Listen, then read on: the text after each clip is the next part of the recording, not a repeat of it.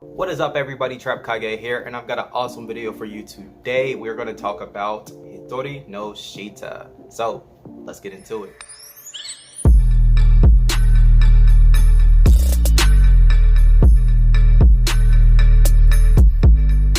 Alrighty. What to say about this show? Man, there's so much, to be honest with you guys. There's so much to talk about, from the story to the fights to just the overall show. Like, I don't know. And if you don't know what show I'm talking about, obviously, as the title says, Hitori no Shita. What is Hitori no Shita? Hitori no Shita is a Chinese-Japanese collaboration anime that actually spanned from a Chinese web comic. I believe it came out in like 2012. Don't quote me on this. I haven't really confirmed my actual research. So, like I said, don't quote me on it. But I believe that's when it did come out. And it's just obviously flown underneath everybody's radar, especially mine. I did not know about it. It was on a whim. Like, I saw a fight, and I'm pretty sure everybody knows what fight I'm talking about. It's from season 3.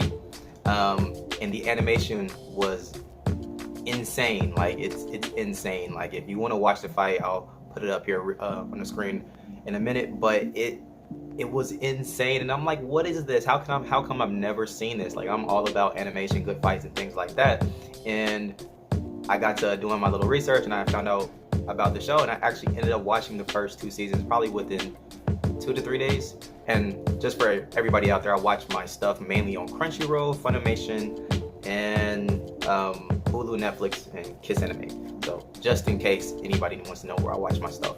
But anyways, like I said, I got to watching it, and I was just blown away. I was just completely blown away. The first episode of the show was, I would say, meh, but as it continues to progress, as the show actually continues to progress, the story becomes expansive, like really expansive, and you just want them to like dive deep into the actual backstory of the story. It's really dope. My boy Soran, who is the MC of this whole entire show, he's I would say kind of somewhat of an anomaly in the anime category, because like it's not an isekai. It's a regular show, but he already starts off like relatively strong. So I would say that's kind of a different route than your typical shonen style anime, where they either have to have worked like for the whole entire duration of the show, like Naruto or My Hero or Black Clover, or that's literally what it is. They have to work for it. So he's kind of different with that, in that aspect, and I like that. Like I was saying from the beginning, the story is incredible.